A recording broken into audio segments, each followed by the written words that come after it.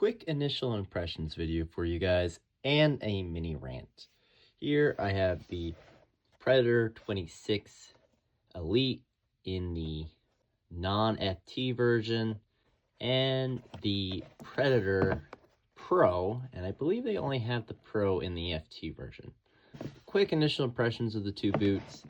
The upper here on the Elite is a nice upper. It's a synthetic upper. It kind of reminds me of the Speed Portal, but it's a little bit thicker. So if you remember the Speed Portal 0.1, it's kind of got that similar vibe, but it's got a little bit more oomph to it. It's not quite as thin as that upper. And then the rubber elements on the top are nice and grippy, and I can imagine them being a lot of fun to shoot the ball with. Now, in terms of the upper breaking in, it might be a little stiff out of the box, so you're going to have to give it some love to break it in. As for the Pro, you get a thicker, cheaper upper. The texturing here is to help with the grip, but you lose the rubber, and it's just way less substantial than that's on the Elite in terms of grip on the ball. The grip elements on the rubber are just way more grippier. Here, they don't quite do the same. Honestly, you're barely going to notice except for the fact that there's texture and it's not smooth. And again, the upper really doesn't impress me that much.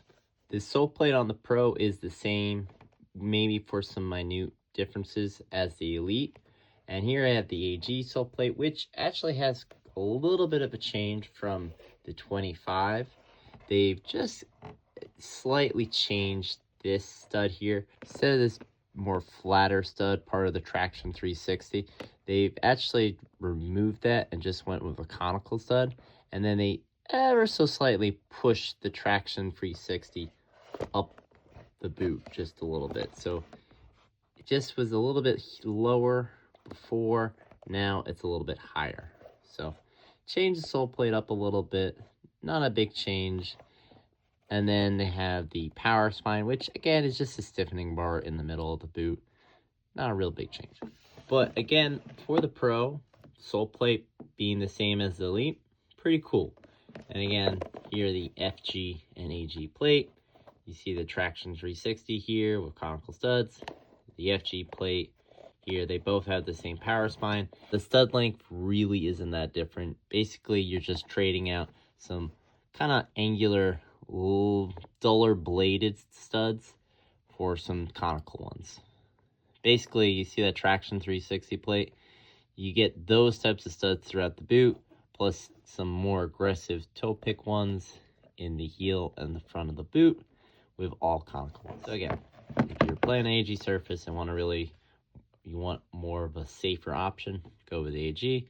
FG surfaces, or you don't really mind just a little bit of more aggressiveness on AG, you can go with the FG. Here I have both boots on feet, and again, they fit pretty much the same, true to size. Now, the AG version, the Pro, does feel a little bit tighter in the toes, but that's probably, again, due to the AG plate just being that little bit more narrow. It tends to run a little bit more narrow in the toe box than the FG model. So again, whether you're getting the Pro or the Elite, they both run true to size. The differences between the two boots do not end there. I'm sure some of you have noticed that the heel liner on the Elite is black and on the Pro it is red. These heels could not be any more different. Now, they both have external heel counters, blah, blah, blah, blah, blah. But the Pro has gone for a stitch and turn heel with some decent memory foam padding in the back. Meanwhile, the Elite has kept the design from the 25 in that you get a couple heel pods here to help grip your foot, and then the knit on the top of the foot. And it's fine. I have no issues with it, except that it doesn't quite really grip your heel as tightly as I like, but I've had no issues in terms of blisters. Now, a lot of people, though, have complained about this heel pod situation giving them blisters. This, though, for the Pro, would be a much better option if that was a problem for you, because you don't have these heel pods chafing your heels and basically scratching it. Here you have just thick memory foam throughout the lining of the heel that would just lock your foot in place.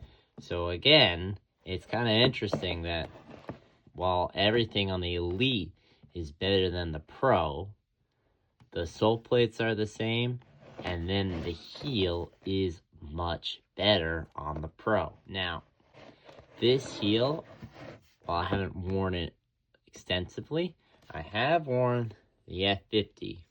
And if you've worn the F50 Plus remakes, it's very similar. Now, it's thicker material.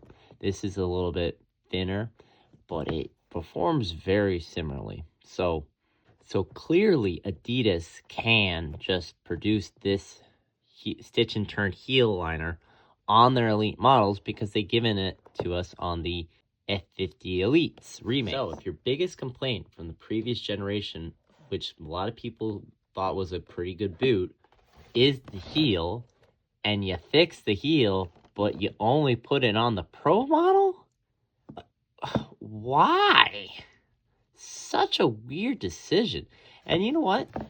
I think if they really like this heel, again, I haven't had any issues. Some people didn't mind it, but I think a lot of people would agree that this was probably the weakest part of the boot.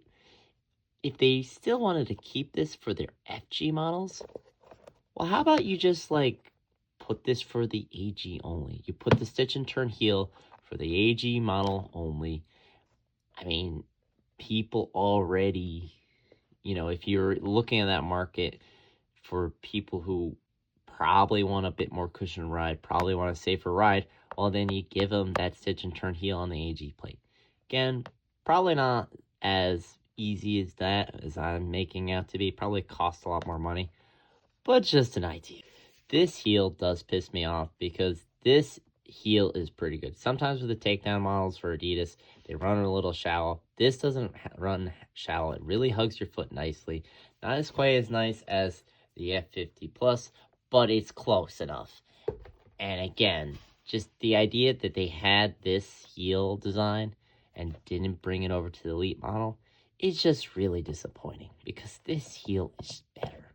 So, guys, those have been my thoughts on the boots. I would still probably pick the Elite model over the Pro just because that upper is just very unremarkable. Again, haven't played in the boots. But the fact of the matter is that all you're getting is a more comfortable heel, but the upper itself is a poor upper. And you don't get the rubber striking elements, and you don't get the same grip levels. Which, again, for a Pro model, not a bad package. But for the Pro model to have a better heel, that's a questionable choice.